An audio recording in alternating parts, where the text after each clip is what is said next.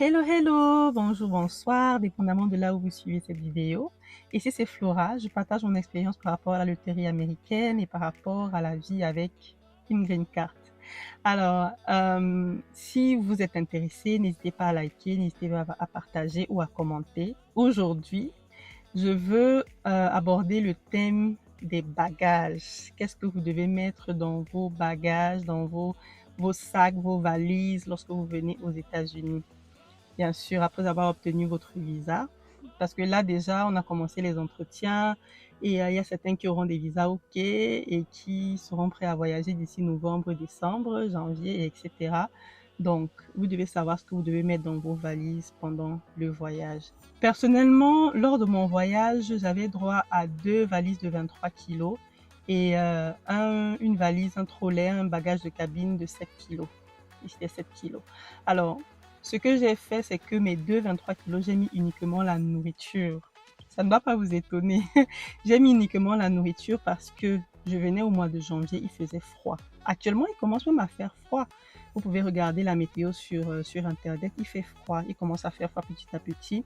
Alors moi, je pense que si vous devez venir vous installer aux États-Unis, sauf si vous partez en Californie où il fait chaud, où il n'y a presque pas d'hiver, si vous partez dans des villes ou des États où il fait froid, je pense qu'il serait mieux d'acheter vos vêtements ici. Parce qu'il ne faut pas qu'on se mente, il faut qu'on se dise la vérité.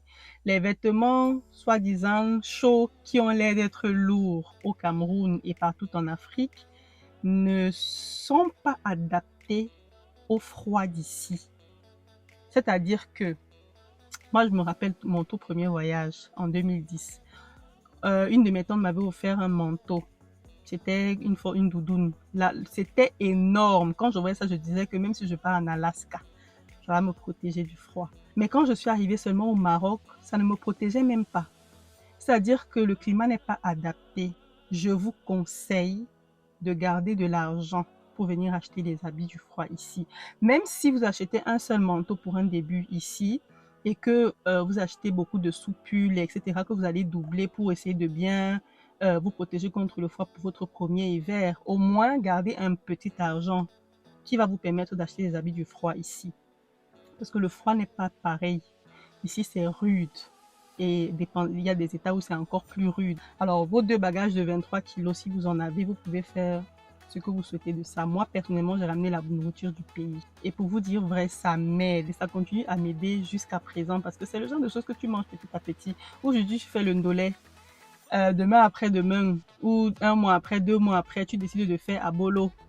Après quelques temps, peut-être 2 mois après encore, tu décides de tuer la tiéké.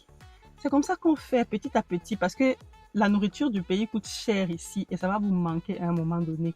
Mon bagage de 7 kilos, mon bagage de cabine de 7 kilos, c'était mes habits. Et c'était même pas les habits modernes. C'était des habits traditionnels que j'ai ramenés, des tenues traditionnelles. Et le strict minimum nécessaire pour la toilette d'une femme et tout, qui peut me permettre de suivre pendant un certain nombre de temps, là, c'est tout ce que j'ai fait. Et aujourd'hui, je ne regrette absolument pas. La nourriture du pays ne me manque pas parce que je continue toujours de consommer ça, puisque 2 bagages de 23-46 kilos, c'est pas petit. Et mes vêtements, j'achète au fur et à mesure. J'ai commencé à acheter l'été passé, l'hiver passé autant pour moi. Ça m'a servi pendant l'hiver et cette année, je vais compléter. Ah, j'ai oublié de vous parler des aliments qui sont interdits d'entrer aux États-Unis parce que oui, il y en a. Si vous avez l'un de ces aliments-là dans vos bagages, vous prenez le risque qu'on jette ça à la poubelle et qu'en plus, vous payez des amendes faramineuses. Donc, parmi ces aliments-là, vous avez la viande fraîche ou séchée ou fumée, que ce soit la viande rouge, que ce soit la volaille, la dinde, le poulet, etc. Ça ne passe pas. Le canard, ça ne passe pas. Le porc, ça ne passe pas. Il n'y a que le poisson séché ou fumé qui passe. La viande, la volaille ne passe absolument pas. Les feuilles fraîches ou les feuilles séchées également ne passent pas. J'ai une petite anecdote à raconter là-dessus, mais je vais raconter ça à la fin.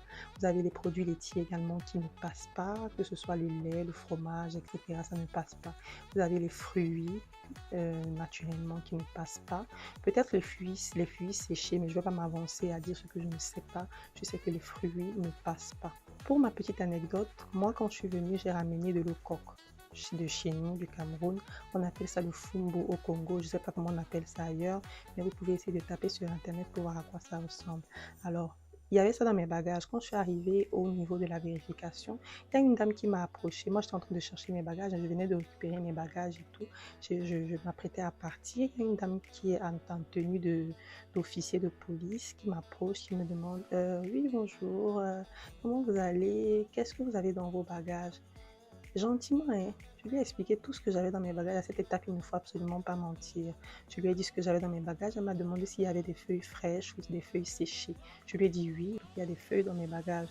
Donc elle m'a dit, on peut partir ouvrir mes bagages pour regarder. J'ai dit ok, il n'y a pas de souci. On est parti, on a ouvert les bagages et là, elle a vu le coq en question. Et elle me dit, bon, c'est pas ça qu'elle pensait quand elle parlait des feuilles fraîches et des feuilles séchées, parce que les feuilles fraîches et les feuilles séchées sont interdits d'entrer aux États-Unis, mais que monocoque passe. Mine de rien, imaginez vous ramener quelque chose, non seulement jetez-vous payer des amendes. Qui perd? Faut être sage. Bon, en tout cas, je vous ai donné la liste des aliments que moi je connais. N'hésitez pas à vous renseigner pour approfondir les recherches.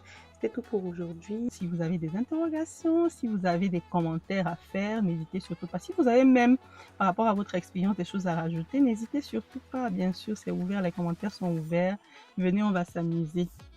N'hésitez pas à liker, à partager et à commenter. J'attends vos retours, ça encourage énormément. Bisous, bisous.